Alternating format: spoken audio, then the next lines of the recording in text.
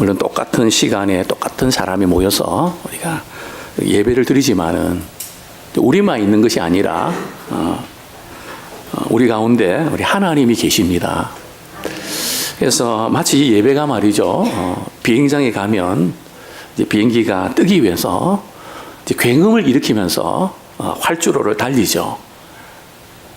윙 비슷합니까? 지난번에 우리 교수님 이렇게 그러면서 굉음을 일으키면서 말이죠. 뜹니다, 그죠? 참 저는 비행기가 이륙할 때에 너무 신납니다. 지구를 떠난 건 아니지만 우리가 밟고 다니는 그 땅을 말이죠.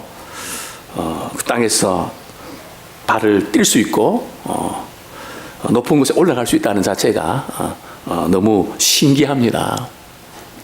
그 예배가 바로 그런 겁니다. 예배는 한 주 동안 우리가 살아가면서 우리 생각했던 것, 감정 그게 다 가지고 우리 예배를 드린단 말이죠. 그래서 그 육신의 생각과 감정들이 무언가 거기서부터 벗어나려고 애를 쓰는데 힘이 많이 필요합니다. 소리도 많이 납니다. 그죠? 그러다가 찬양을 드리고 말씀을 듣다가 말이죠. 나도 모르게 문제에서 벗어나서 믿음의 고도를 우리가 높이게 됩니다. 높이 올라가는 거죠.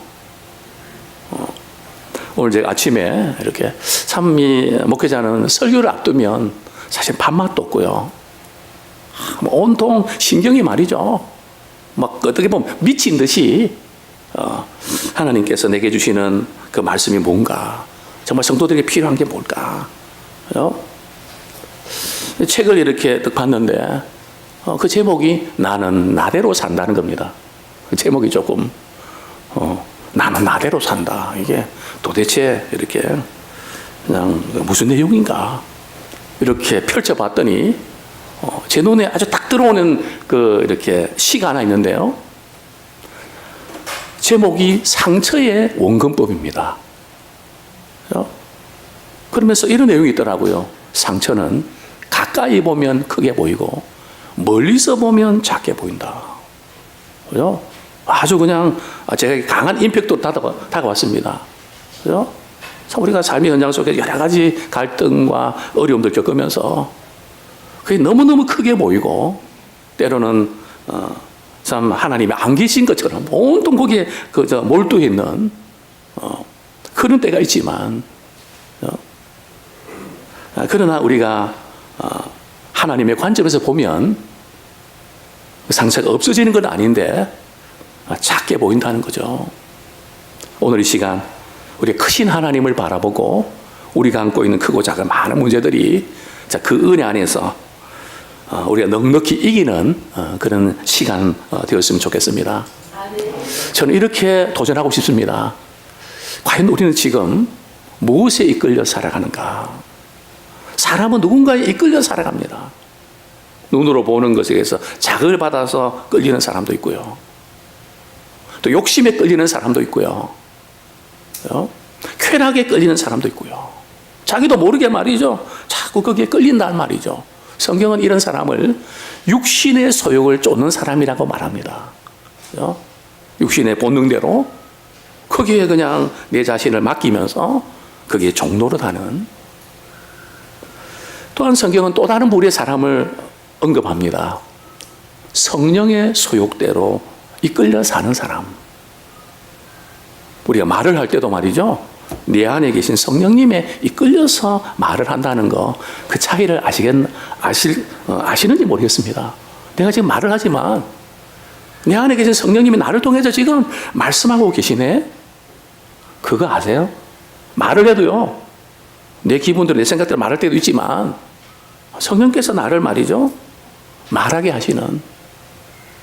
또 찬양할 때도 말이죠, 그냥 습관적으로 몇 장이니까 이렇게 몇 장 이렇게 찬양하고, 그리고 오늘도 무사히 오늘도 예배 드렸다.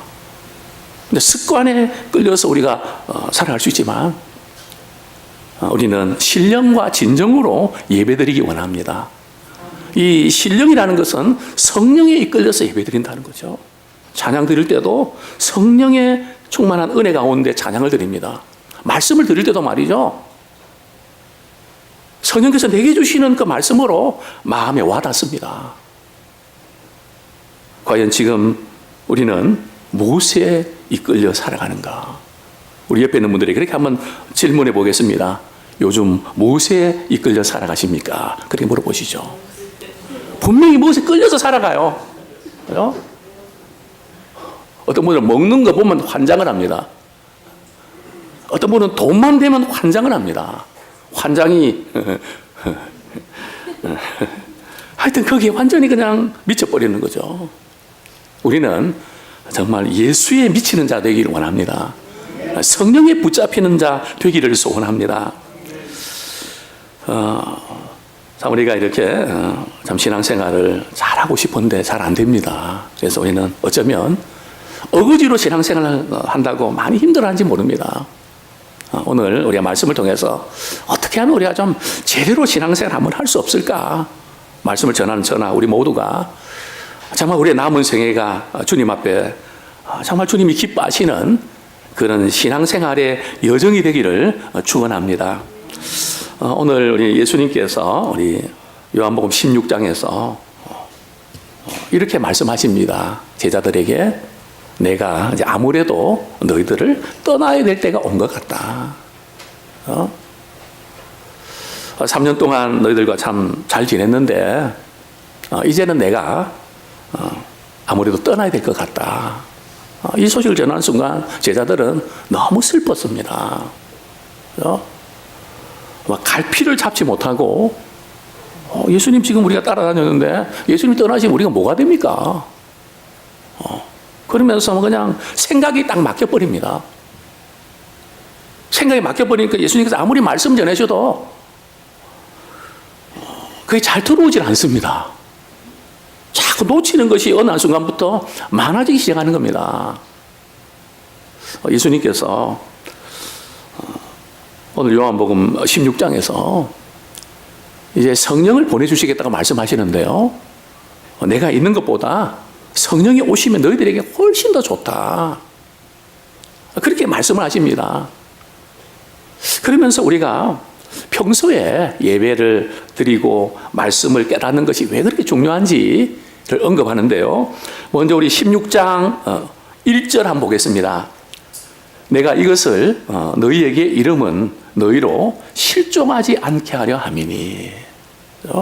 예수님을 믿다가도 시험에 들 수도 있고 실족할 수 있다는 겁니다. 그런데 예수님은 늘 우리에게 말이죠. 미리 예고편을 보여주십니다. 미리 말씀을 하세요.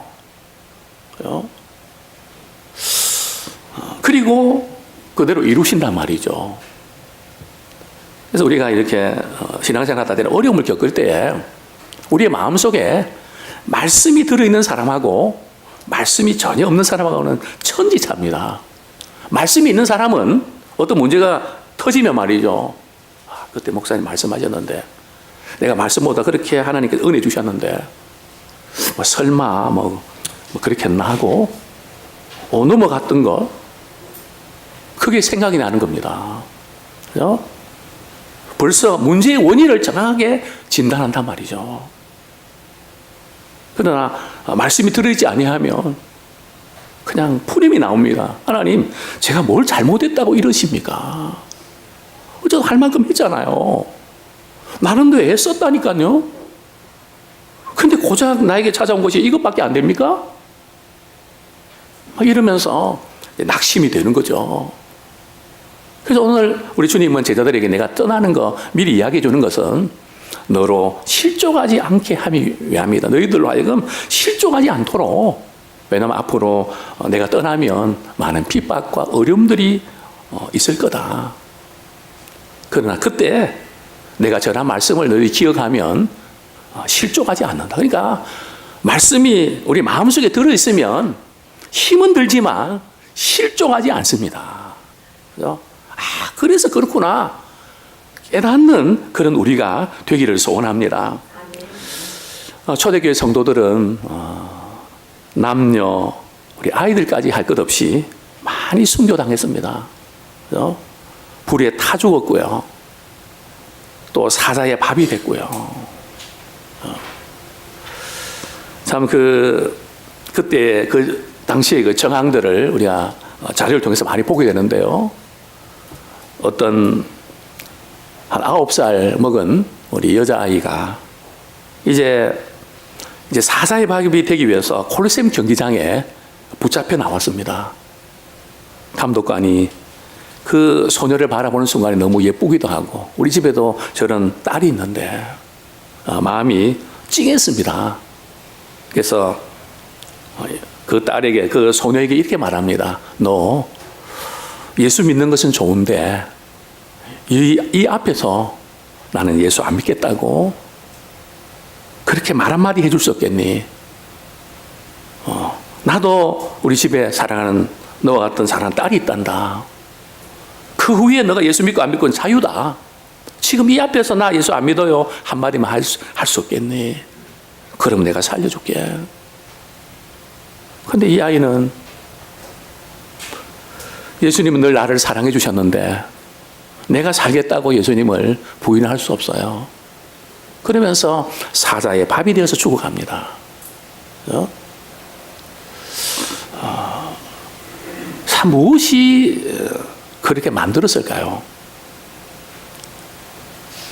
바로 십자가의 사랑입니다. 또한 오늘날은 예외일까요? 중국과 캄보디아와 모잠비크와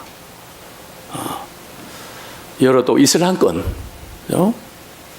예수님 믿는다는 것 때문에 2,600만이 당했습니다.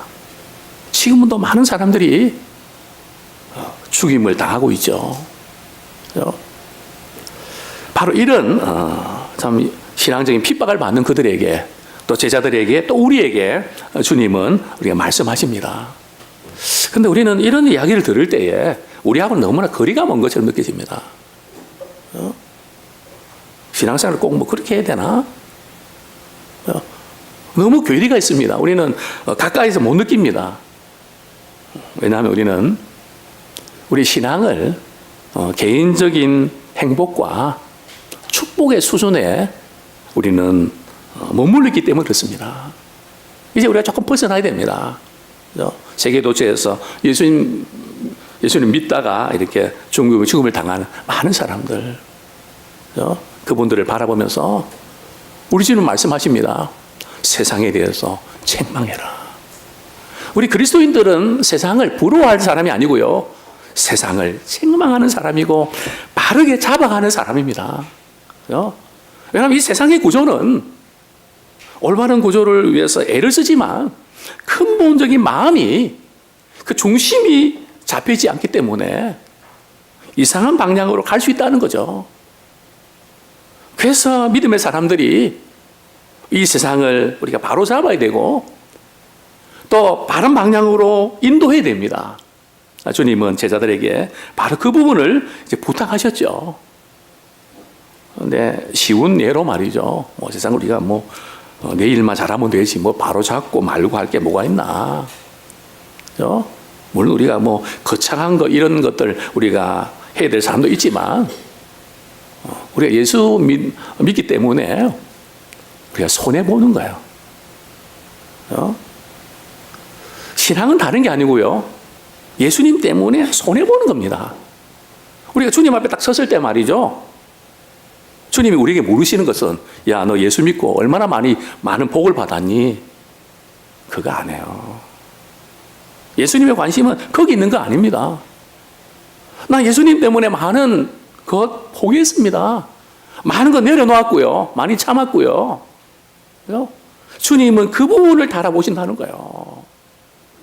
우리가 생각하는 것과 다르단 말이죠.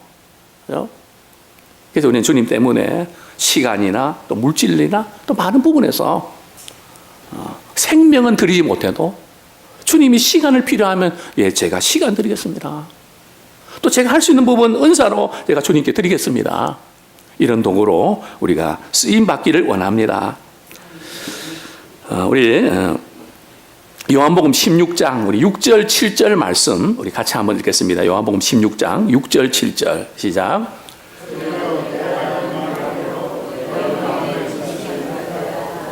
그러나 내가 너희에게 실상을 말하노니 내가 떠나가는 것이 너희에게 유익이라. 내가 떠나가지 아니하면 보혜사가 너희에게로 오시지 아니할 것이요 가면 내가 그를 너희에게로 보내리니. 제자들은 말이죠, 예수님께서 떠나가신다 하는 의미가 뭔지를 몰랐습니다. 예수님 떠나가시면 어떡해? 우리는 뭐가 돼? 그 생각만 했지. 예수님이 떠나가시는 게 사실은 너희들에게 더 유익하다. 당장은 섭섭하지만 실상은 너희에게 유익하다. 왜 그럴까요? 성령을 보내주시기 때문에 그렇습니다. 마지막 시대에 우리 주님께서 오순절 날부터 말이죠, 성령을 보내주셨거든요. 자, 여기서 우리가 좀 확인할 부분들은 우리 성령님은 돌았다 나갔다 그러시는 분인가요? 성령님은 예수 믿는 사람에게 그 마음속에 그분은 거하시는 분이세요. 혹시 이거 아세요? 내 안에 지금 성령님이 거하신다는 거 인정하세요? 아니면 잘 모르겠어요? 제가 어떤 분에게 성령님이 우리 집사님 마음에 거하세요? 그러니까 거하시기는 거하시는 것 같은데 들락날락하는 것 같다고. 구약시대는 들락날락했어요. 신약시대는 들락날락하는 게 아니에요. 구약시대는 특별한 사람에게 특별한 권능이 임했거든요. 사울에게도 임했다가 떠나버렸단 말이죠. 사울 왕에게. 그러나 신약시대는 믿음의 사람들에게 영원히 거주하세요. 그러나 문제가 우리가 하나님이 기뻐하시지 않는 쪽으로 자꾸 가잖아요. 그러면 성령님이 우리 속에 근심하세요. 근심 단계에서 한 걸음 더 나가면 성령이 소멸돼요. 그럼 성령님이 우리 안에 계신지 잘 모르겠다는 거죠. 뭐 내가 하는 거지 성령께서 뭐 하신다는 게 그하고 이게 무슨 말인지 전혀 이해가 안 된단 말이죠. 이게 이제 굉장히 위험한 단계입니다. 그래서 우리는 말씀과 기도 속에서 늘 성령의 충만한 은혜를 유지하고 있어야 됩니다. 이것을 유지하지 않으면 우리는 다른 것에 미끄러져 끌리게 되어 있습니다. 그죠? 별 수 없이 그렇게 갈 수밖에 없습니다. 그래서 우리 예수님께서 내가 성령을 보내주시겠다. 그죠? 우리 하나님께서 우리에게 말이죠, 항상 좋은 거 주신다는 거 그거 믿어지세요? 아니 그동안 하나님께서 내게 말이죠, 좋은 거 주셨나요?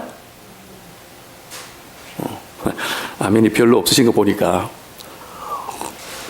좋은 거 주실 때도 있었지만은 안 좋은 거 주실 때도 많았다 하는 이런 분위기를 제가 이렇게 느끼는 것 같은데요. 물론 그럴 수 있습니다.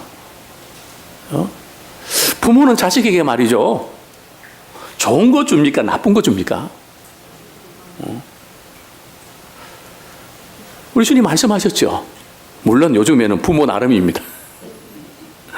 옛날에는 안 그랬는데요. 내가 못 먹어도 자식이만큼은 좋은 거 주고 싶었는데 지금은 많이 달라진 것 같아요. 아들이 말이죠, 떡을 달라는데 돌을 줄 사람이 있겠냐. 생선을 달라 그러는데 뭐를 준다고요? 정갈을 줄 부모가 있겠냐. 부모는 자식에게 좋은 거 줄 줄 알거든. 하물며 하늘에 계신 너희 아버지께서 구하는 자에게 좋은 거 주시지 않겠냐. 그게 항상 우리가 우리가 생활하면서 말이죠, 우리 아이들 말로 말이죠, 아빠 나빴다, 엄마 나빴다, 하나님 나빴다. 우리가 교회에서는 하나님 좋으신 분 하지만 마음속으로는, 내 삶속으로 말이죠, 하나님 나쁘신 분, 나쁜 분, 나를 힘들게 하는 분, 내가 잘 되는 그것을 못 보시는 분, 하나님에 대한 오해를 풀기를 원합니다. 우리 예수님께서 제자들에게 말이죠, 내가 떠나면 너희들이 더 좋은 것을 주시는데 그게 바로 성령이다. 그죠? 또 누가복음 11장에도 보면 구하는 자에게 좋은 거 주시는데 그 좋은 게 뭐라고요? 바로 성령입니다. 성령에 이끌려서 살아가는 게 이게 최고입니다. 이게 왔답니다. 예? 성령의 지혜가 있죠. 성령의 위로가 있죠. 성령의 감동이 있죠. 성령을 우리가 경험하면 하나님의 사랑이 부어집니다. 마음이 부드러워집니다. 굳은 마음이 지혜해집니다. 그래서 내가 성령을 보내주시겠다. 그러면서 오늘 저는 집중적으로 말씀을 좀 드리고 마무리 짓고 싶은 부분이 바로 이 부분입니다. 우리 8절부터 11절까지 제가 읽어드리겠습니다. 그가 와서 죄에 대하여, 의에 대하여, 심판에 대하여 세상을 책망하시리라. 죄에 대하여라 함은 그들이 나를 믿지 아니함이요, 의에 대하여라 함은 내가 아버지께로 가니 너희가 나를 다시 보지 못함이요, 심판에 대하여라 함은 이 세상 임금이 심판을 받았습니다. 첫 번째로 성령께서는 죄에 대해서 책망하십니다. 성령께서 죄에 대해서 책망을 하시는데요, 이 세상에서 가장 큰 죄가 뭘까요? 어떤 죄가 가장 큰 죄일까요? 물론 성령을 거스리는 죄, 회방하는 죄, 이 죄는 사함을 받지 못한다 그랬거든요. 근데 그 성령을 거스리고 사함을 받지 못하는 죄가 뭔지 아십니까? 그게 바로 오늘 본문에 보면 나와 있는데요. 우리 9절에 보면 죄에 대하여 함은 그들이 나를 믿지 아니하며, 가장 큰 죄가 뭔가 하면 예수님을 믿지 않는 죄가 가장 큰 죄입니다. 그죠? 굉장히 중요한 부분이죠. 교회는 다니지만 또 예배는 드리지만 나는 나를 믿지, 나는 그 누구도 안 믿는다. 그죠? 바로 바리새인이 그런 사람 아닙니까? 그죠? 내가 의롭고, 내가 똑똑하고, 내가 내 힘을 다 할 수 있고, 그죠? 이게 바로 가장 큰 죄라는 거죠. 그런데 오늘 본문에 보면 죄에 대해서 책망을 한다. 이 책망을 한다는 말이 무슨 뜻일까요? 그죠? 책망한다는 것은 말 그대로 이제 야단친다는 그런 의미도 있지만, 본문에 보면 깨닫게 한다는 겁니다. 그죠? 성령께서 내가 얼마나 하나님 앞에서 철저한 죄인인지 이제 깨닫게 하신다는 거죠. 바로 신앙은 죄를 깨닫는 것부터 시작이 됩니다. 성령께서는 우리가 죄라고 인정하지 않는 엄밀한 부분까지도 끄집어내세요. 그죠? 그 누구도 모르는 말이죠. 나는 괜찮다고 생각했는데, 이 정도면 봐줄 수 있다고 생각했는데, 말씀을 통해서 성령께서 말이죠, 아주 깊은 부분까지 드러내십니다. 그죠? 저 같은 경우도 어떤 경우는 꿈에라도 말이죠, 그 하나님께서 그 죄를 폭로를 하세요. 그죠? 그래서 자다가 일어나서 회개하고, 그죠? 이거 정도는 괜찮을 줄 알았는데 이게 그렇게 잘못됐구나. 그죠? 오순절날 베드로가 말이죠, 설교할 때, 그죠? 베드로가 아주 강하게 설교합니다. 예수님을 십자가에 못 박은 사람이 당신들이요. 빙빙 둘러서 말하는 것도 아니고 말이죠, 아주 직선적으로 말이죠. 그러나 하나님께서 예수님을 주와 그리스도가 되게 하셨습니다. 당신들이 예수님을 십자가에 못 박았습니다. 그러니까 성도들이 말이죠, 가슴을 치면서 우리는 어떻게 해야 됩니까? 어찌할꼬? 그죠? 회개해라, 하나님 앞에.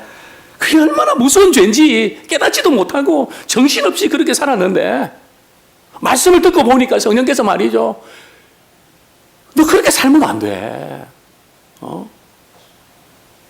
그게 얼마나 잘못된지 알아?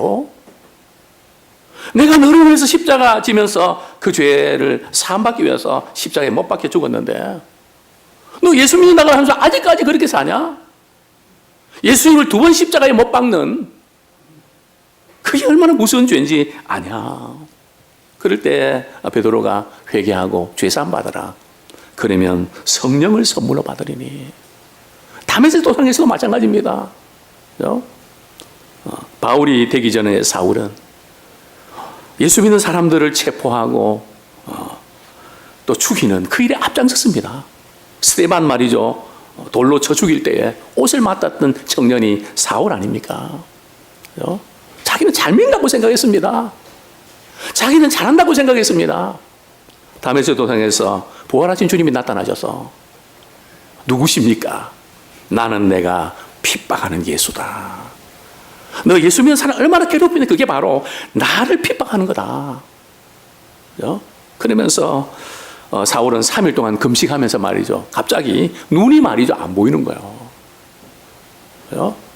아나니아 선지자가 안수기도 할 때에 눈이 이렇게 열리는 3일 동안에 암흑에서 사는 그런 순간이 있었는데요. 사랑하는 성도님들이요. 성령님께서는 우리에게 죄를 깨닫게 하십니다. 내가 지은 죄도 깨닫게 해주시지만 나라고 하는 존재가 말이죠. 죄로 얼마나 똘똘 뭉쳐져 있는지 생각하거나 말하거나 그 모든 것이 얼마나 주님 앞에서 좋아하고 더러운 존재인지 우리가 깨닫게 하는 그런 놀라운 은혜를 우리에게 주십니다. 그러나 성령께서 이렇게 깨닫게 해주시는 것은 말이죠. 우리가 거룩한 수준에 도달해 얻을 수 있는 게 아니에요. 그죠? 우리가 주님 앞에 지금 모습이 어떠하든지 우리의 부족함을 회개하고 그분께 용서를 구하고 성령을 구하면 하나님께서 선물로 주십니다. 아무쪼록 이제 남은 생에 우리는 자석처럼 말이죠. 돈에 끌리고 쾌락에 끌리고 욕심에 끌리고 다른 중독에 빠지는 자가 아니라 내 안에 정말 예수님이 계셔서 성령에 이끌리는 그런 성령의 사람 되기 원합니다. 오늘 성령께서 우리의 죄악을 책망하십니다. 자, 두 번째로 우리 성령께서 의에 대하여 또 책망하십니다. 참 이 부분은 이해가 어렵죠. 무슨 의에 대해서 성령께서 왜 책망하시지? 이게 의라는 것은 다른 게 아니고요. 내 잘난 맛에 사는 거 있잖아요. 자기 의를 내세우는 내가 이만큼 했고 내가 이렇게 했는데 나만 한 사람이 있으면 나와봐라. 그죠? 이게 얼마나 하나님 보실 때는 문제가 많은지 모릅니다. 그 부분을 책망하십니다. 그런데 오늘 본문에서 우리가 관심 있게 봐야 될 한 부분이 있는데요. 우리 10절 말씀 우리 같이 한번 읽겠습니다. 시작. 의에 대하여라 함은 내가 아버지께로 가니 너희가 다시 나를 보지 못함이요. 갑자기 말이죠. 이게 지금 연결이 어렵습니다. 의에 대해서 책망한다는 것도 이해가 어렵고요. 그죠? 내가 아버지께로 가니 너희가 다시 나를 보지 못함이요. 이게 무슨 뜻이지? 아버지께로 간다는 것은 그죠? 아버지께로 가시는 건데 다시 보지 못한다는 것은 다시 못 보는 건데 이게 무슨 의미가 있는 걸까요? 바로 예수님께서 이 세상에 오셔서 우리 죄를 위해서 십자가 지시고요. 그리고 사흘 만에 부활하시고 승천하셨습니다. 만약에 예수님을 믿음으로 말미암는 의가 불완전하다면 예수님이 다시 오셔야 돼요. 다시 말씀드리면 우리의 의가 아니라 예수 그리스도로 믿음으로 말미암는 하나님의 의가 온전하다는 겁니다. 우리는 그 하나님의 의를 붙잡아야 됩니다. 그렇죠? 우리의 의는 더러운 옷 같습니다. 조금 깨끗한 것 같지만 며칠이면 때가 묻고 말이죠. 더러운 옷과 같다는 거죠. 참 우리가 불신앙의 죄 때문에 참 사망 선고 가운데 있었던 우리들입니다. 죄의 싹은 사망입니다. 그러나 예수를 믿음으로 말미암아 우리가 의로워지는 이 놀라운 복을 누리게 됐죠. 이렇게 우리 개개인에게 적용시키는 분이 누군가 하면 바로 성령님이세요. 그죠? 이 객관적인 것이 내 주관적인 체험으로 옮겨지는 것이 바로 성령의 사역입니다. 우리가 객관적인 것은 지식적으로 알지만 이게 내 것으로 이렇게 바뀌어지셨습니까? 저도 이렇게 신앙생활 하면서 저는 모태신앙이니까 어려서부터 그냥 무슨 말만 하면 하나님, 예수님 하면 다 맞거든요. 아무 생각 없이 그렇게 세뇌당한 것처럼. 그러나 항상 이 머리에 머물러 있습니다. 내 가슴 속에 내려오지 않는 이 거리가 얼마 안 되는데 세상에서 가장 먼 거리가 이 머리에서부터 가슴까지 이 거리예요. 이 가슴으로 내려와야 되잖아요. 경험돼야 되잖아요. 저는 이것 때문에 많이 기도하고 하나님, 매달 하나님, 머리는 알겠는데 가슴까지 내려오지 않습니다. 가슴까지 내려올 수 있도록 성령님 역사해 주옵소서. 어느 한 순간에 그것이 내려왔습니다. 예수님의 십자가 사건이, 부활 사건이, 그 모든 것이 나를 위한 사건임이 받아들여졌습니다. 성령으로 도장을 찍는 것처럼 말이죠. 내 것이 되었습니다. 그래서 성령에 이끌려서 사는 게 뭔지 조금씩 알게 되었습니다. 그게 뭔가 하면요, 이런 성령의 은혜를 경험한 사람은 의에 줄이고 목마릅니다. 우리가 정말 그 사람이 성령 받았나, 성령 받지 못했는가 알 수 있는 비결은요, 뭐를 목마르게 찾냐? 돈이냐? 쾌락이냐? 사람도 인정받는 거냐? 무엇에 목말라 있느냐? 의에 목말라 하는, 의는 바로 예수님께 목말라 하는, 그분이 주신 은혜에 목말라 하는. 우리 옆에 있는 분이 그렇게 한번 인사하시죠. 요즘 무엇에 목말라 있습니까? 돈입니까? 물론 돈이 필요합니다. 술입니까? 여자입니까? 성공입니까? 다 필요한 부분이지만 말이죠, 그 어떤 것으로도 채워지지 않는, 내 영혼이 목이 마릅니다. 하나님의 은혜가 필요합니다. 십자가의 사랑이 필요합니다. 저는 이 찬송을 좋아합니다. 빈손 들고 앞에 가 십자가를 붙드네. 의가 없는 자라도 도와주심 바라고 생명샘에 나가니 죄를 씻어 주소서. 참 아무리 봐도 빈손입니다. 제가 제일 이 부분에서 은혜를 받았던 부분들이, 이전에 제 집사람이 영양실조로 말이죠, 병원에 입원했을 때 제 수중에 돈이 하나도 없습니다. 그냥 바로 퇴원해야지, 입원에 있으면 안 되거든요. 제가 이 병원에 입원한 소식 듣고 기도하면서 이 찬양을 부르습니다. 빈손 들고 앞에 가 십자가를 붙드네. 하나님, 입원하면 감당 못합니다. 가서 바로 퇴원할 수 있도록 도와주세요. 그래서 의사 만나서 어떻게 해야 됩니까? 당장 퇴원해도 됩니다. 그래서 얼마나 참 기뻤던지. 아무것도 없습니다.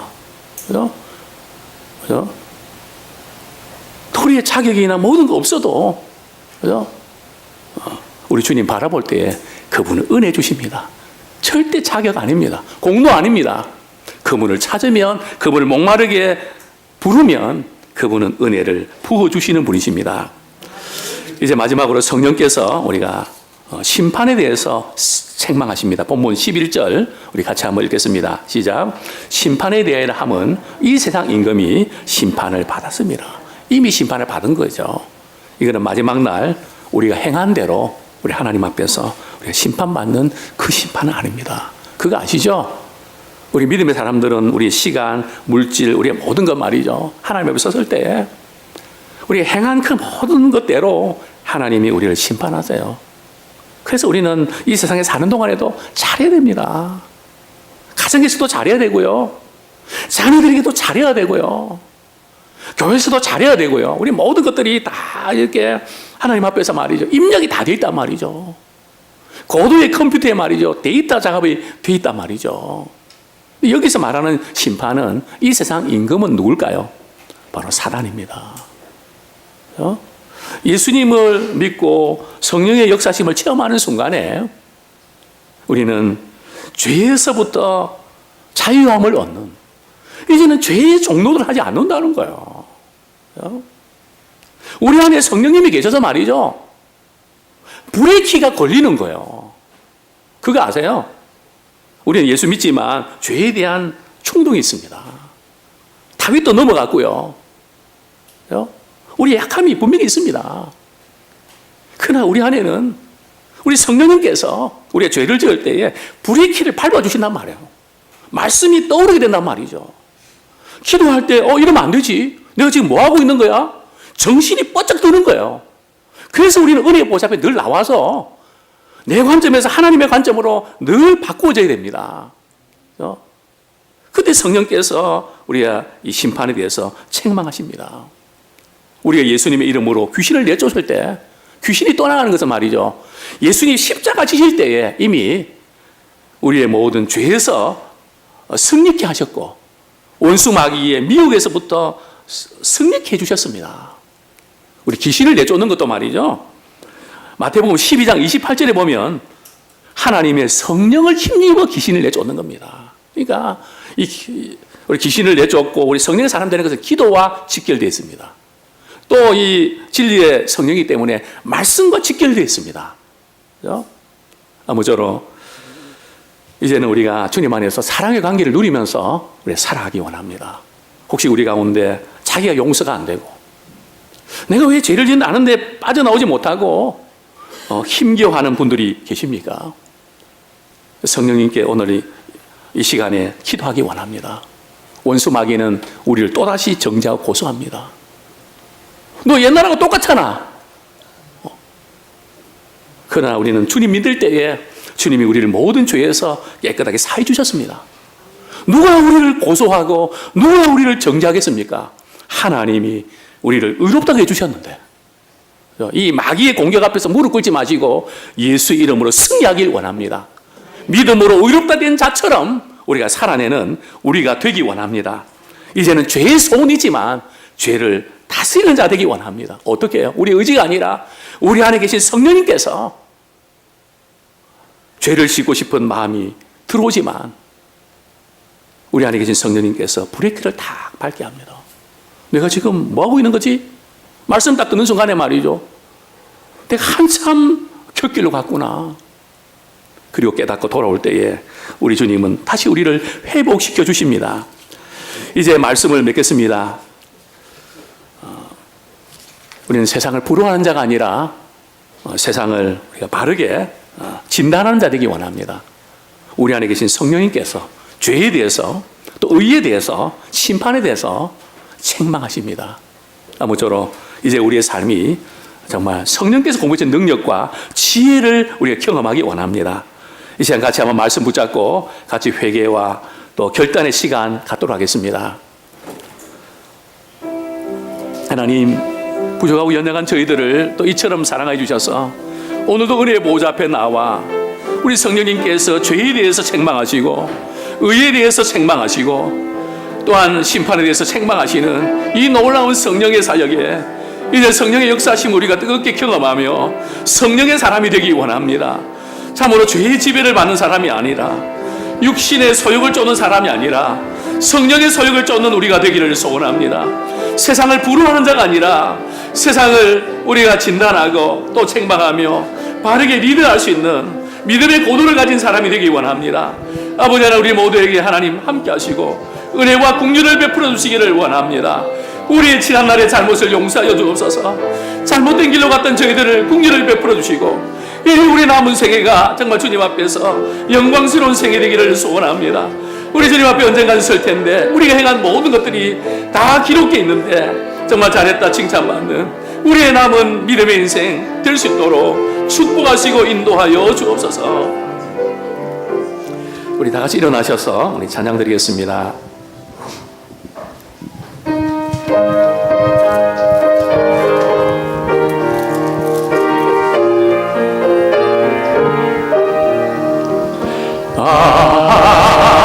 하나님의 은혜로 있을 데 없는 자 왜 구속하여 주는지 난 알 수 없도다.